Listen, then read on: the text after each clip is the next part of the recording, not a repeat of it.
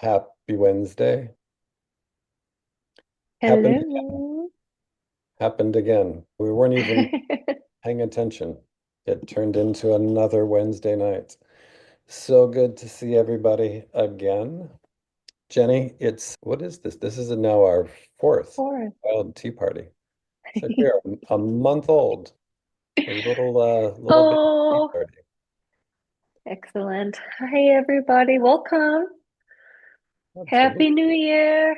Yay. Happy New Year, happy Wednesday or Thursday morning, wherever you happen to be. Jenny, what are you grateful for today? I am grateful for I am grateful for this time of year.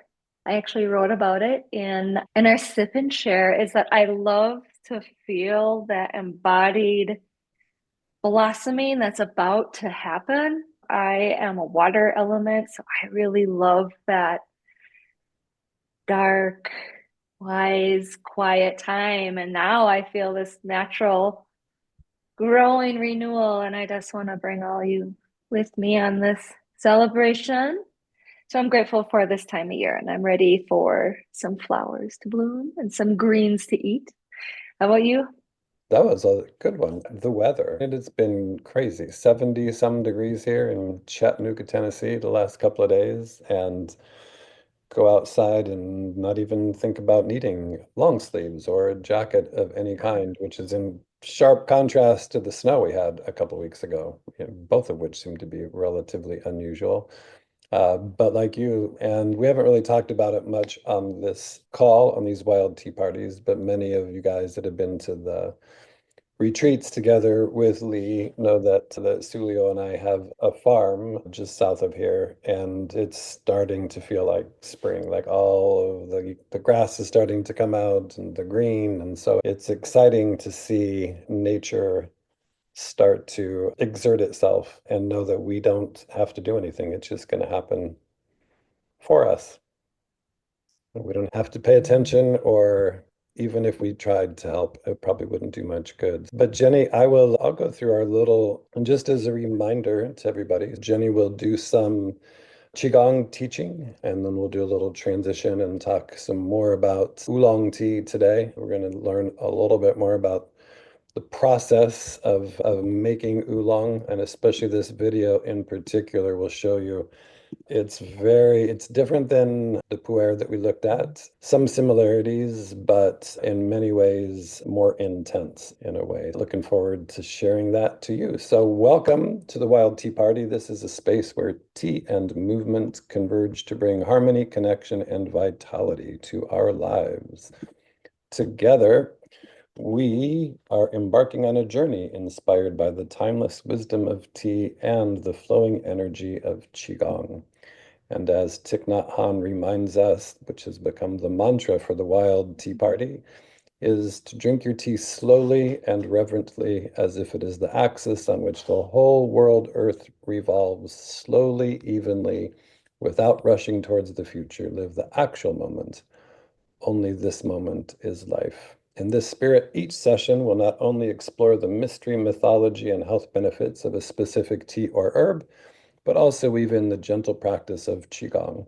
Just as tea invites us to pause and savor life, Qigong helps us cultivate presence and energy through mindful movement. Together, they create a synergy that nourishes both body and spirit, offering balance, clarity, and transformation. We are honored to have you join us tonight on our shared journey as we celebrate the simple yet profound acts that ground us in this present moment. We invite you to bring your curiosity, your open heart, and perhaps in the future a friend or two to share in this unique blend of tea and qigong. Together we will steep ourselves in the wisdom of nature and the flow of life. With that, Mhm. Jenny, I love that last line. this is Excellent. Okay. for me. Shall we do some silk reeling? Let's do it. Let's do it. Tonight, we're going to do some silk reeling, and many of you know what silk reeling is. But the type of the Chansu Jin, that's the Chinese word for silk reeling, the movement of internal energy. We're going to do a lot of more relaxing, more slow, more breath work, very intentional. And also, very like I would say lucid. Let's like let go of the day or let go of the night. If some of you are just starting your afternoon or your day, this is going to be beautiful. Just a little reminder, silk reeling, we're really developing a connection with our internal world and we're going to let go. So, one thing that really helps me when I do silk reeling, and this was something that John Platt taught me, is the more we know that the more we let go, the less constricted we are. So, as we move tonight through our silk reeling, try to picture yourself as a skeleton, a golden skeleton. Then there are no muscles that will hold on. There is no this mind movement to hold on. So, in the spirit of inside moving with intention, let's put our hands on our belly and let's just start taking some slow, long, deep breaths.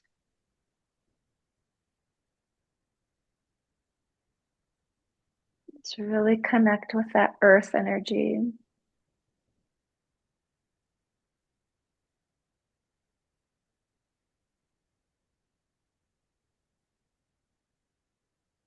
As we move through our silk reeling tonight, I'm going to remind you that part of this practice is connecting with the ground, connecting with the earth, so we can move that earth energy through our bodies. So just a little bit more breathing until our body settles.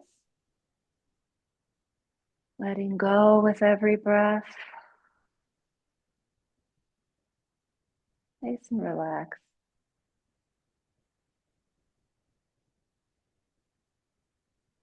Let go.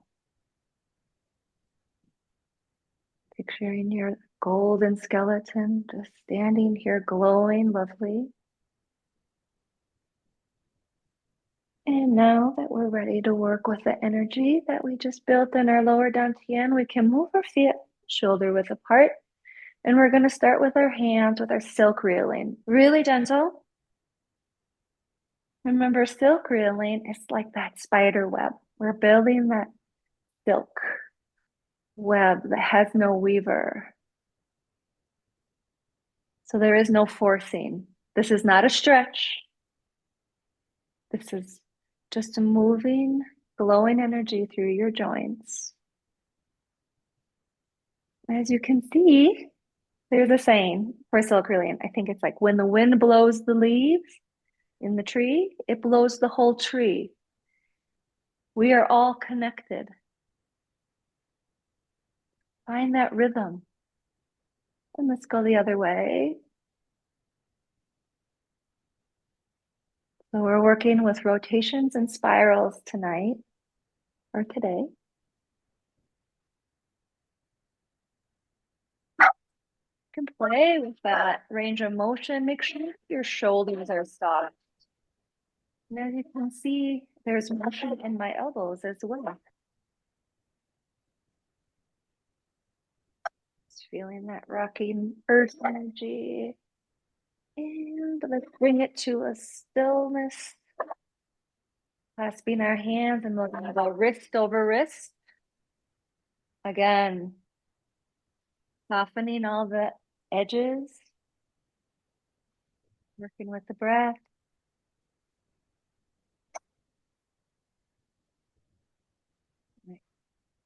Even close your eyes. Feel that internal energy.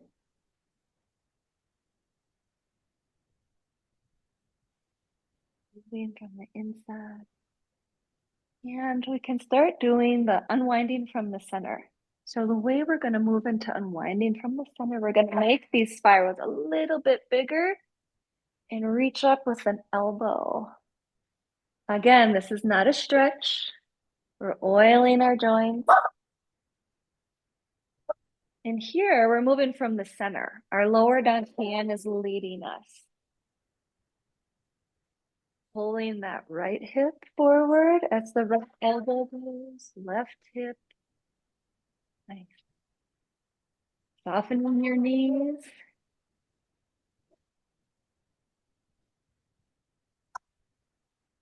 Let's reverse it. We'll take it back.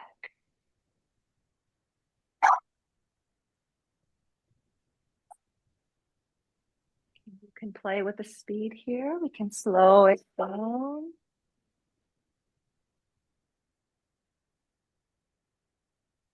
We're keeping that vertical alignment in our spine.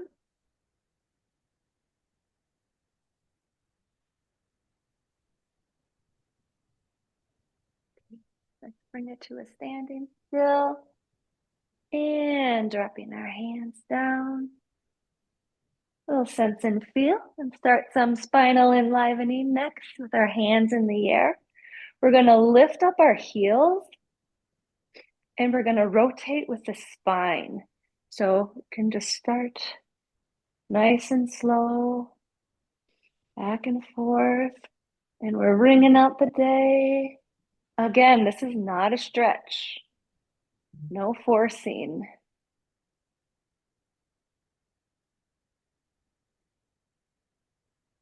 Connecting with the internal energy. And you can bring your arms down. Playing with the speed again.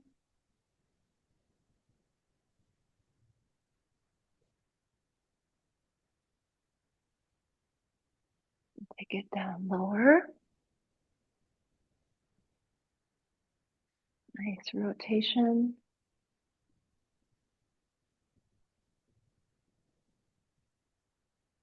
Bending lower with those knees, really soft. Heel is coming up. So use your whole body on this one. Nice. And keeping your feet on the ground, make some water waves. And a nice inhale, soften your shoulders.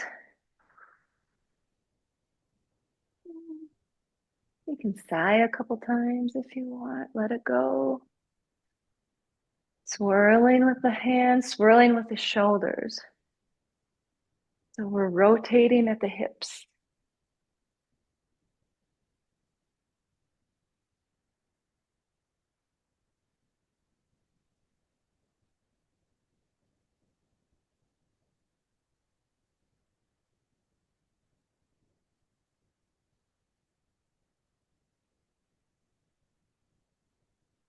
Nice and present, feeling the air on your arms. Feeling the movement in your arms from your shoulders to your elbows, to your wrists and your fingers. And let's slow it down, bring it center, and sense and feel.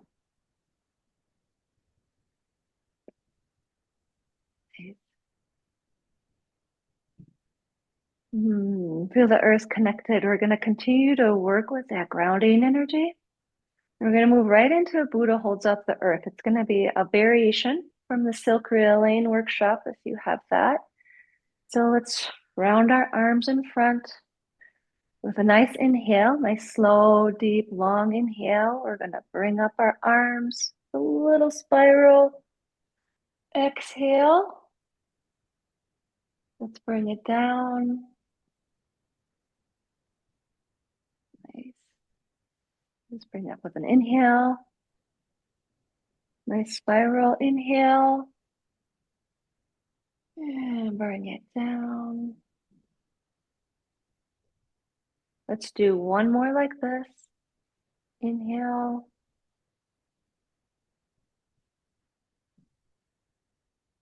Pushing through the thumbs, looking through the universe through your hands. And now we're going to add a twist. We're going to inhale up.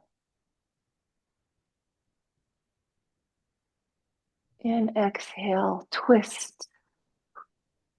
Exhale. Inhale back center. And exhale down. Nice.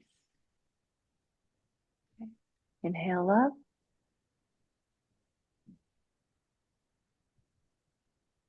Go to the other side. Rotate, looking at those stars through your hands. Inhale and bring it down.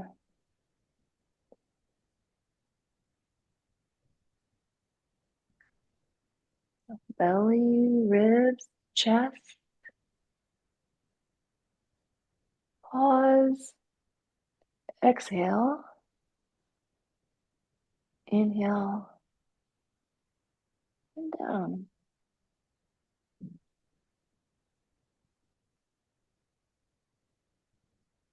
Do one more.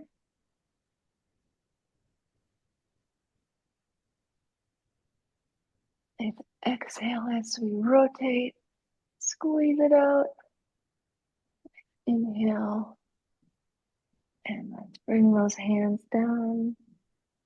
Nice and soft. Listen and feel. Working with our internal energy, we're starting to feel the spiral power. Feeling the ground under our feet, reaching our fingertips down to the ground. Our spine is elongated. Our chin is slightly pulled in. Nice Wuji posture. Align the Tai Chi pole, the Do 20 with Ren 1. And you'll feel your whole pelvis relax when you do that. Such a nice reminder. We're going to move into something called coiling the snake or coiling snake. So you can turn your feet a little bit out, a little wider than shoulder width apart. So remember, this is first we're going to do silk reeling. This is not a stretch. So the way we start this is we're going to rotate our hips one side, bring our one hand up, and we're going to coil it down and look over the opposite side. So we inhale up, exhale down. One continuous piece of silk. Well, you'll notice we're rotating at the hips, and there is a slight weight change too. We're working with yin and yang here.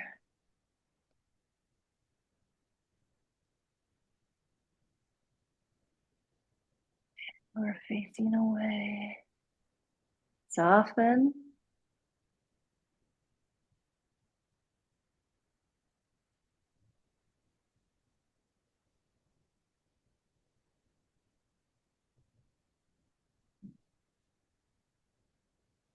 Soften all those edges. Let's just do a couple more.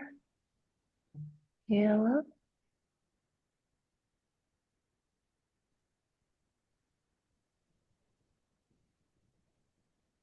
Last time. Let's bring that arm down. Now sense and feel.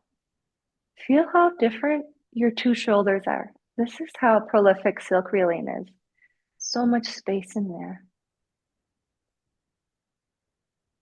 All right, let's do the other side, okay? We're gonna face to the left. We're gonna bring our hand up and we're gonna spiral down, facing the other way, the opposite way. In,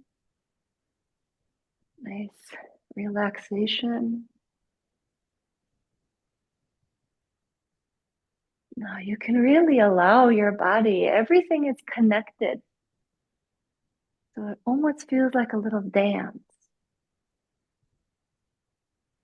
And the more you allow these connections to move with this movement, the more relaxed and open you will be. Nice.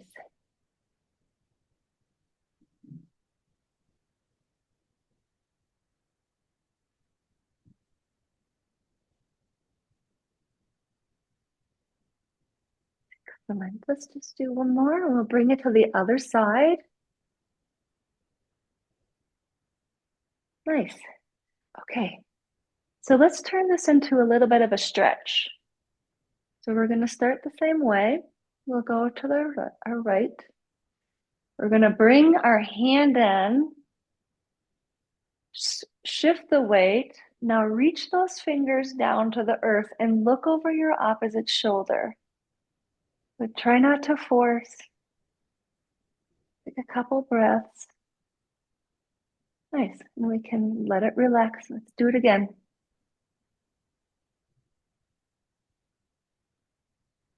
Reach down to the earth. Now keep spiraling with that hand. Open up the neck and look over the shoulder. And you will feel a nice opening on our super highway there, on our neck and throat. Okay, let's do it again. And we can synchronize it with our breath. Nice stretch.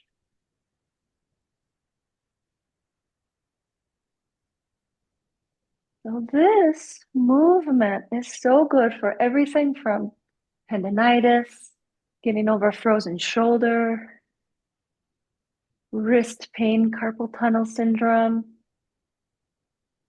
So you're getting that nice stretch in there. And it's really good for those people that have smaller mobility with their neck. Okay, let's finish here. Nice stretch, looking over that shoulder and letting go, bringing it center. Sense and feel. And let's stretch out the other side. Here we go, up with the inhale. And let's hold it here. Let's spiral that hand and look over that back shoulder. Oh my gosh, it feels so good. Okay. Whatever you can let go. Okay, let's do it again. Nice big inhale. And spiraling it down. Continuing to spiral that wrist. Opening the shoulder. Nice. And let's sync it with our breath in. Oh my God, it was so good. You can just feel it all open. All those meridians and the lymph that goes through our throat and our neck. Let's just do it one more time here. Nice stretch. And let's bring it center. Oh, yeah. Center, feel it. Okay. John actually calls this the lazy dragon rolls on the beach. And this is actually where I can see this. We're going to do two hands. Some of you know this. And we'll start one side. So we'll bring up with the breath and exhale. Bring up with the breath. Now let's bring it back to that simple silk reeling. And really close your eyes and get into the breath work, feeling the connections, dropping the edges. You might be starting to feel the power of the open meridians. That's a good thing. Dragon, what did I say? Dragon rolls on the beach. Here we go.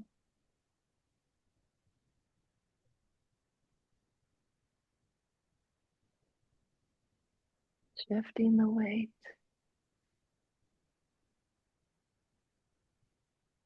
Nice. And let's bring it center one more time here. And let it go.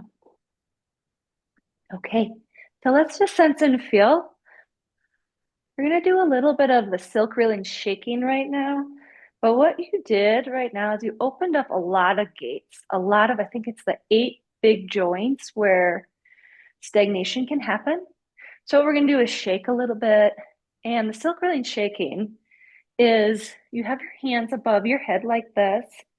And you're really going to concentrate on your internal organs and intention of pulling all the weight off of the organs. So they're hanging in midair, vibrating and shaking. just a loose shake. Again, close your eyes and focus on those organs and let it all go. Allow those organs to be weightless.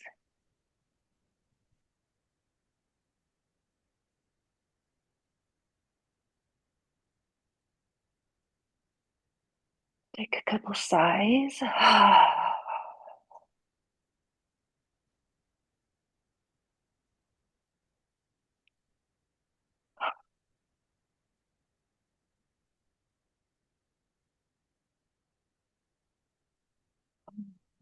let's bring it down. Nice. And then the other kind of shaking for silk reeling is there's a slight little hinge at your waist. We're going to drop our arms down and we're going to move at the hips, the waist. You can see my waist, hips move, and just drop those arms.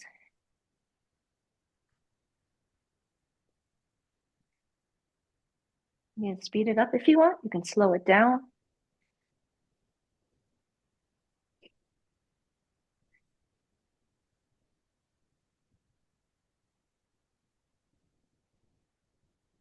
And shake. Oh, speed it up a little bit. Shaking your hands. Okay. Let them dangle a little bit. This is one of my favorite moves when I feel a little anxious. So you just want to stay hinged a little bit. But watch my arms, they're just making circles. 2 circles, yeah. And you can play here if you want to go lower. And just let the weight of your arms drop. Oh, do a couple sighs. But feel the chi moving through your shoulders and the cool air that's moving around your arms.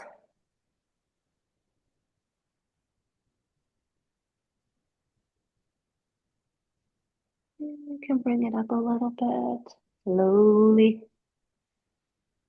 You can bring those arms to a nice standing space, and let's finish rolling up one vertebrae at a time for a little steam clean. Nice. Yeah, we're almost there. We're going to do a couple more flows and then we'll have some tea together. So let's start with just holding our chi ball here. Sense and feel. And we're going to do a closing. And it's a form of pulling up the earth and pulling down the heavens. So with pulling up the earth, we're just going to, we can keep our hands here, but we're going to pull up center. We're going to spiral our hands and make 2 big circles. Pulling in, inhale, and exhale, okay. Using your whole body. Now notice the spirals in your hands, arms, and shoulders.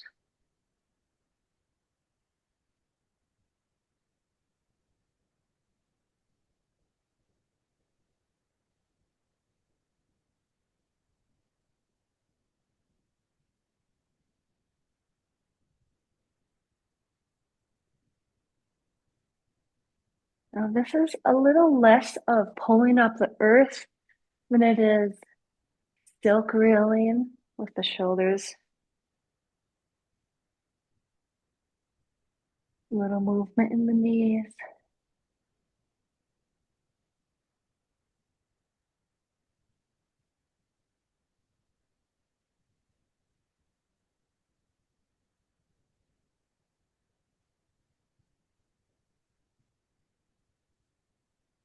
Play with this movement. Silk reeling is so playful and so luscious of just moving through air, but connecting internally, connecting with that ground.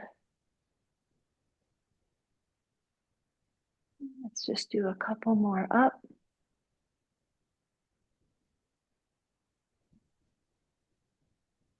And last one.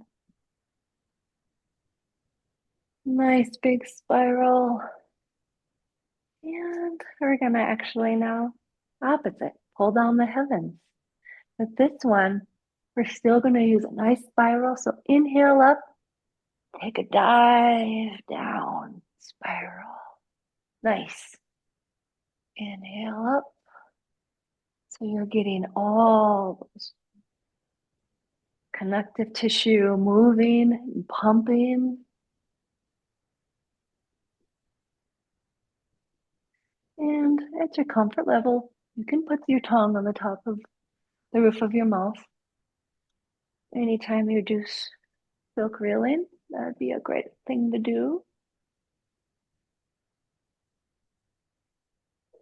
Just find your comfort level. Oh, let it fall and move like a continuous piece of silk thread.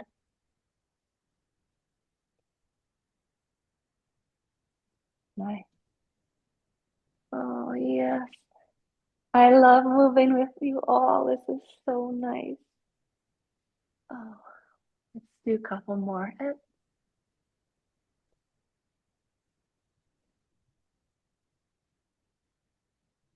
Oh, luscious. Let's do a couple more because this feels really good. And I just remember there's this quote that is so soft, so gentle, and we're moving like it's a physical lullaby. So soft, so gentle. And let's bring it on home. Bring it down to the lower dantian. Nice. Let's just hold our chi ball there.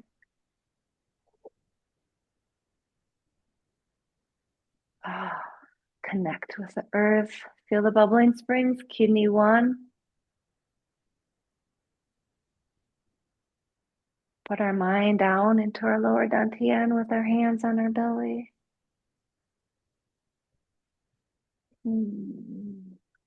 Let's end like we started. We can bring on our feet together. And let's just breathe until our body settles.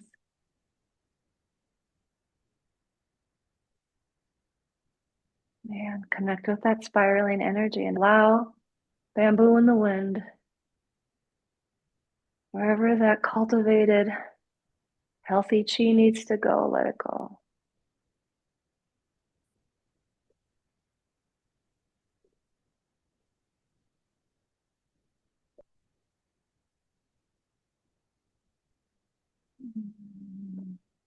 Breathe until your body settles.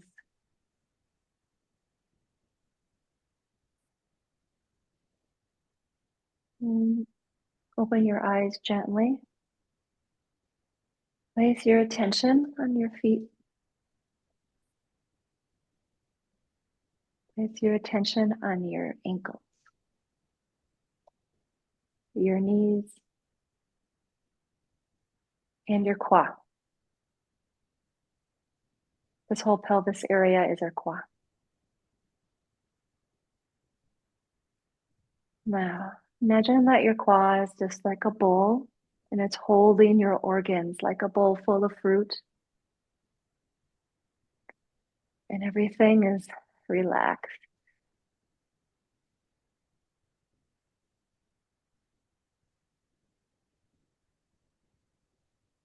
Beautiful practice. Put our hands on our heart. And take a bow to each other. And a bow to yourself. And a big bow to our teachers who we love very much. Thank you. It's beautiful silk reeling practice. It is tea time, Todd. Almost nap time, Jenny. That was good. Relaxed. Like ready to Oh, just it's long. sleep. Sorry. No, it's okay. Yeah. That was good. Very good. It's the one when you just pay attention after that first silk reeling. It's crazy how open I the one know. shoulder is. And not that the other one felt bad Hmm. before. I know. It's a Yeah, beautiful practice, very powerful. So, yeah. very wonderful, Jenny. Thank you very much. As always, wonderful teaching and instruction. So what I'd like to invite you guys to do, if you have a glass or even if it's an empty hand, just hold them up and first want to just give Jenny tons of gratitude for your just collaboration and your amazing teaching and for being our guide. Invite all of you guys. We will start to do more ceremonies. We'll talk more about different tea ceremonies, different tea cups, different tea ways to do it. But just as a way of just honoring each other, just invite you to just take a big breath in, whatever is in your cup, and then just exhale and blow it all out.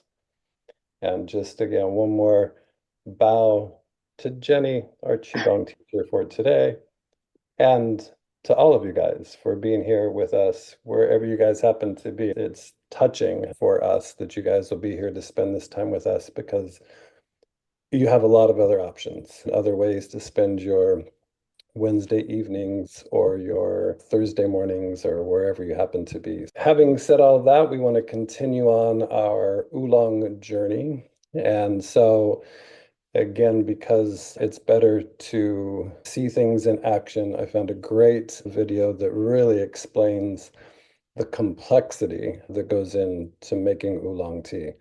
So I hope you guys will appreciate this as much as I do because it really was an eye-opening video for me, even though a lot of this stuff that I've known, but I've had taken it for granted for years, the physical demand that this puts on the people that actually make this tea for us. Jenny, I'll share this and then we'll have some time at the end for some more questions, talk a little bit more about oolong and some of the health benefits, but also maybe contraindications as well. So I will get started right now. Let's move my little mouse around. All right. So Jenny, just give me a heads up if it sounds not good, but I'll make sure, Okay. hopefully click all of the right buttons. Share sound. So much love in the chat. I love teaching. It's such an honor. Okay, Todd. So, It's a cloudy afternoon in Ailau Mountain. okay. The tea pickers are Yep. just back from the fields. We're in late May, in the middle of the spring harvest at Mr. Huang's oolong tea plantation. Mr. Huang takes a look at today's harvest. We'll be able to make delicious tea. Let's see how this oolong tea is made. First, the leaves are spread on the top floor in a greenhouse. They need to be exposed to the sun for a brief period. We don't necessarily want direct exposure to the sun though. This is why there's a shading net on the ceiling. Today is cloudy. The sun wilting should take about an hour. Sunlight will allow the leaves to soften quickly.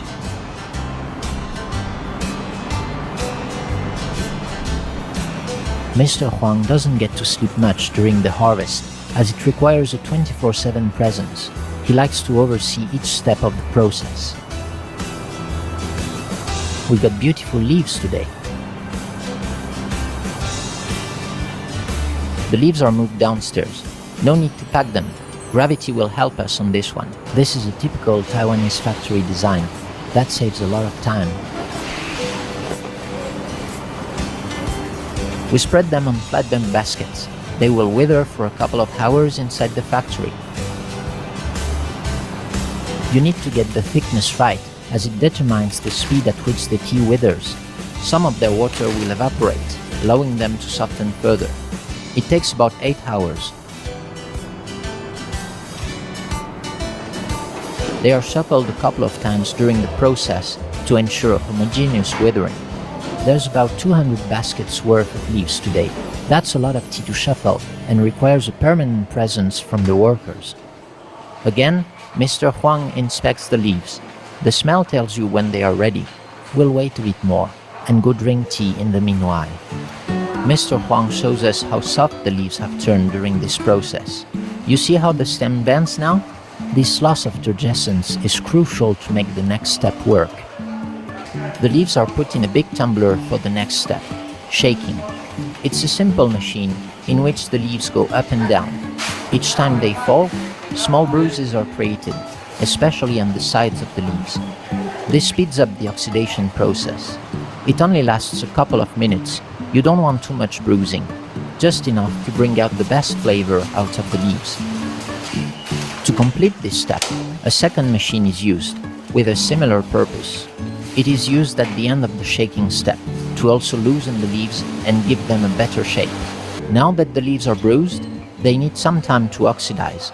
We'll leave them in this room under controlled temperature and humidity. Let's come back in a few hours. We want to make a high mountain oolong with low oxidation. You can now see red patches on the leaves. This is about right now. The smell has changed a lot. We need to heat them up to destroy the enzymes causing the oxidation. Let's throw the leaves in. It's time to stop the oxidation. For that, we use a cooking machine, a tumbler heated up by gas. 300 degrees Celsius for 10 minutes. That will ensure the tea does not oxidize further. You need to keep a close eye on the leaves cooking and make some tiny adjustments to get just the right amount of cooking. We don't want them to burn. The factory manager says they are ready. Let's take them out. The leaves come out very moist. We don't want that water to evaporate away. You'll understand why soon. Good tea processing is all about the small details. The leaves are stored in a plastic bag and left to cool down for a short time. The fragrance in the factory is amazing. After a few minutes, they are taken out of the bag with their moisture recaptured. We put them into a funny-looking machine. It's rolling time.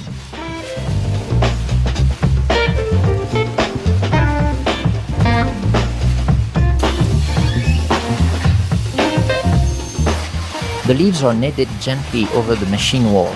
It squeezes the juices out of the leaves, allowing for stronger and quicker brew in the final product. This machine also gives a basic shape to the tea.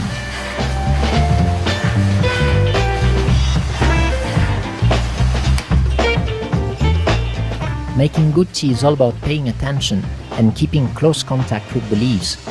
Even for teas that require a lot of machines, the tea maker has a crucial role. On each day, the tea comes with different size of leaves and texture. You have to adapt to it. You can't rely on established parameters and call it a day.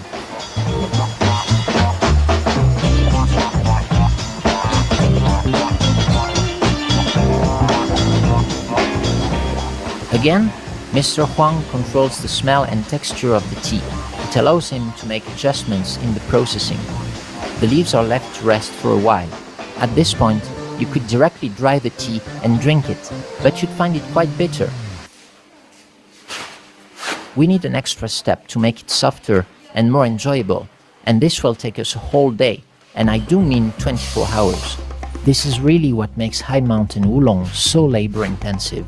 No other tea has such a long and complex processing. You don't see that step in any other kind of tea.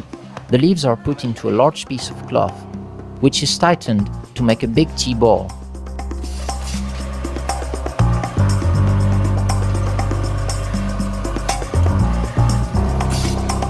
The ball is tightened extremely hard to achieve the desired effect.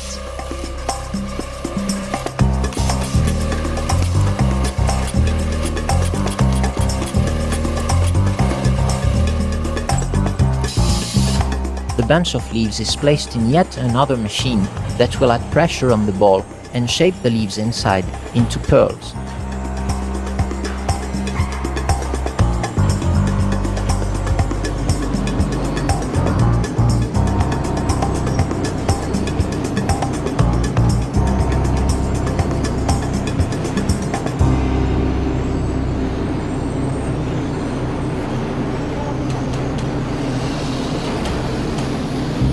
The leaves are then taken out of the machine and loosened, first in a tumbler and then by hand.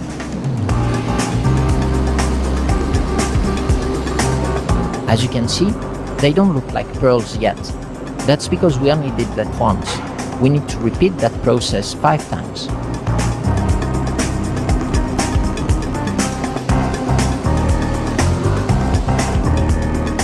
But we have another problem here.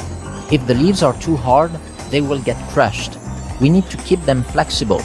Remember when I said it was important to keep their moisture in? That's where it comes into play, along with temperature. The leaves need to be reheated before each step to give them more flexibility. But reheating will also get them dry, so we're walking on a tiny thread here. Too much reheating and the leaves will dry out before having taken their final shape. Not enough, and the leaves won't have good flexibility and will get crushed in the machine. During the 5 repeats of this step, the leaves dry progressively while taking their pearl shape. Their tasting profile will change, and you'll end up with fragrant tea without too much bitterness. And there we go, doing that shaping process from sunset to sunrise and even later. Mr. Huang has 3 teams of workers that relay each other. It is intense work that occurs for 10 days twice a year. Next time you drink a cup of fine oolong tea, dedicate a sip to their hard work.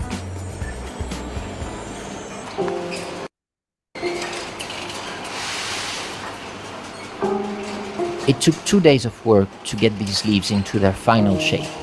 Finally, in the middle of the night, the leaves are dried slowly in the machine.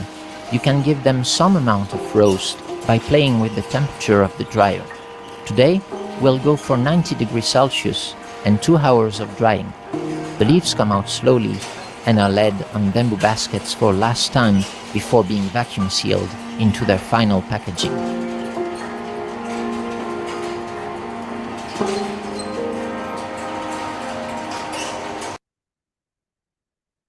So there you go.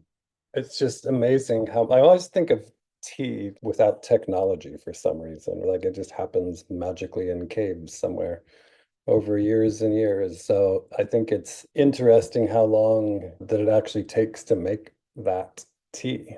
And tea in particular wasn't in Taiwan until like the 1800s. Like it had been around in China for a long time, but it came over, as we talked about last week, from Fujian. So I thought that it was really good to see that and to share that with you guys about just all of the different types of machines that there are. So many different, they're very specific, right? It's not like they just have an oven that they put the leaves in or a tumbler or like the things where they're tying the bags, right? That it's going around and somehow getting it more and more fine-tuned. So I couldn't decide if I liked the video of the technology more or seemingly the Starsky and Hutch or Charlie's Angels soundtrack that went along with it. So they both seem to be pretty exciting.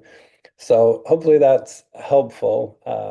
I think it's one of the things that, of course, we want to be able to do in the future is to go to Taiwan and go to China and go to see those things firsthand. When I was in Yunnan, in Pu'er, China, one of the things that they had us do as I was going through this tea sommelier training is to actually go out into the field and try to harvest the tea leaves. And the ideal picking is 2 leaves and a bud, and which sounds relatively simple in theory, but when you're out there trying to pick it and you're trying to be very careful with what you're getting, they had a couple of the people that were the tea harvesters with us. And in the time that we could fill up probably, I don't know, 10% of a basket, because we're trying to be very careful and it's tedious and which leaves to pick and how do you find them. It's very challenging. Those guys had filled up at least 1 basket because that's how they make a living. That's how they get paid. So I think that to me, tea and one of the things that we would like to do in the future is to spend more and more time really focusing on the specific farms and really being able to build relationships with those families that are there that are harvesting the tea and processing the tea. It's not quite as easy as you would imagine, like if you go to buy eggs from the local farm. Right. So even if people are growing tea leaves on their farm, there's no necessarily telling where that tea is going to end up because they're trying to sell it to be able to be processed. Different regions have different styles, like we're seeing here. So Mr. Huang may have a bunch of different people that he buys the tea from, but it's very specific. So much like when you imagine here in the US that it's time to get all the strawberries out of the ground and you've got to get the workers there and you got to get the people there to be able to get them out. There it's very similar, except for there's a very lengthy, laborious technical process that needs to go into that. Like they said, for 10 days, twice a year, but it's intense. Like they said, it's all hands on deck. So, Jenny, I know that you had a couple of insights that you found. Also, wanted to talk about oolong sort of health benefits or maybe contraindications. Yeah, I think Sharon had a great request last time, just really diving into more of the properties, the uses, and precautions as well. I thought that was an excellent idea. I did create a little handout, and we can add that to the PDF. And it has different warm or cooling properties depending on the oxidation. So if you're a cold person, might not be like a more lighter oolong might not be a good choice for you. The more roasted oolong might be better. It's a little bit more warming. And for people who are warm, very young, you might not want to drink the young, the roasted, the more oxidized one, where the lighter one is more cooling and it feels really good. A lot of the other properties are like strong antioxidants, polyphenol. So if you've heard of the word polyphenol, it's this antioxidant, and when it's exactly what it is. So it's antioxidant. So when you have extra oxygen in your body, it's not a good thing. That's when oxygen binds with another oxygen molecule, you have carbon dioxide, which feeds cancer, right? So when you have antioxidants, it goes in there and it cleans out the extra oxygen, as well as opening up blood vessels. And those blood vessels could be to your eyes, to your brain, to your heart, right? So it has this polyphenol antioxidant overall awesomeness. Oolong tea does. And actually, most tea has that as well. And it actually, too, what it does is because tea goes to the spleen along the liver, it actually is helpful in weight loss and cholesterol. So it cleans out the dampness because of the diuretic properties of the caffeine too. It's going to leach out dampness. It's going to make you pee a little bit more, which is actually a contraindication as well. So if you already have urinary issues, you might want to keep the limit to 2 cups a day, or maybe choose your beverage. It also, because of that diuretic property, it can leach some minerals out. So if you have osteoporosis, might not be the best tea to drink as well, unless again you have 1 or 2 cups. It's all about balance because of all those antioxidant properties. A couple cups of tea is probably going to be great. The other thing is that it inhibits absorption of calcium and iron. So those are the two things. And you can read a little bit more in the PDF. So yeah, you might want to have your tea. That's why you have your tea between meals. Waiting at least 30 minutes after you eat would be great. And let's see, Todd, we talked about GABA. I was thinking about GABA. It has a GABA, GABA effect. It's calming effect. It does have it. It's a neurotransmitter that calms the central nervous system. So even though it has caffeine in it, it can actually have a calming effect, which I love, which you don't get when you have a cup of coffee. And yeah, I think that's it. The big ones. Yeah, obviously it's good for our teeth and our skin because of those polyphenols. And it also is rich in vitamin C.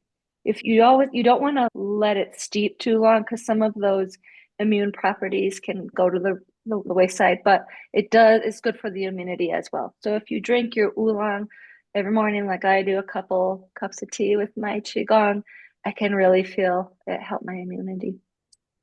So I think that's mostly it, Todd. Stuff, Anybody Jenny. have any That's awesome. questions? Is there a quiz? I don't feel like I took enough notes. That's awesome. The other thing, I did a little more research on L-theanine or L-theanine, Theanine. just probably just bringing back, and it was reminded of one analogy that I heard one time that it's like a magic helper for your brain. If you imagine your brain is like a busy playground with kids running everywhere, yelling, and sometimes getting too wild, that L-theanine or theanine is like the friendly teacher who steps in and says, let's all take a deep breath and relax. It is very good for helping you feel calm without making you sleepy. And they think about it as like really helping your brain to make more of the chill chemicals, right? The serotonin and dopamine, while also keeping away, as we talked about last week, the free radicals and the stress alarm chemicals. But Stephen appears to not be a fan. Because Hello, it Steve. can be a rush to the brain. It's like Uh, a opens up to the brain. Yeah.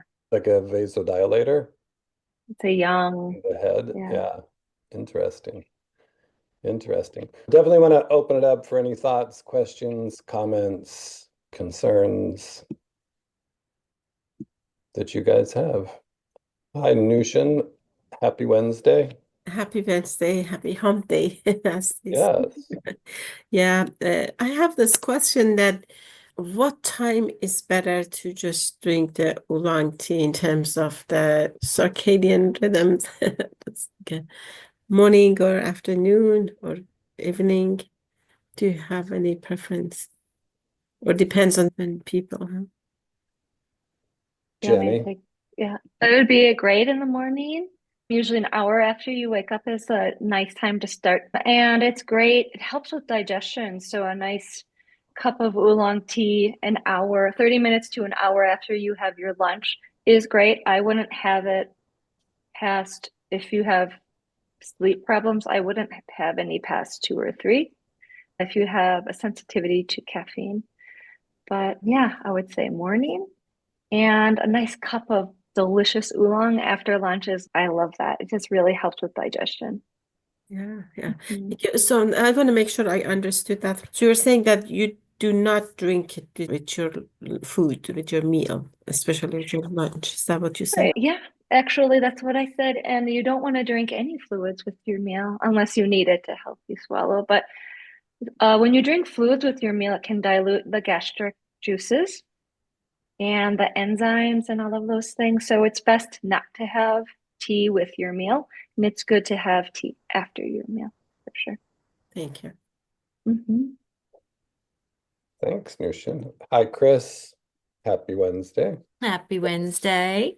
So when we're talking about warm and cool, I forget what I am. I was told to eat warm foods, so I don't know. So then I run cool. How do you know how to select it? You said more roasted for warming, a later roast for cooling. But how do you do that when you're shopping for it? Are they labeled You like can that? ask, yeah, and you can also ask the person that's working, say, they will usually say roasted, and Bo and Todd, if you can come in and help me on this. But when it's roasted or oxidized, it's got just more of a yang, more quality. Now, Chris, you could drink both, but just know that this is warming. Okay, so as a menopausal woman, I don't love the roasted oolong. It doesn't even taste good to me.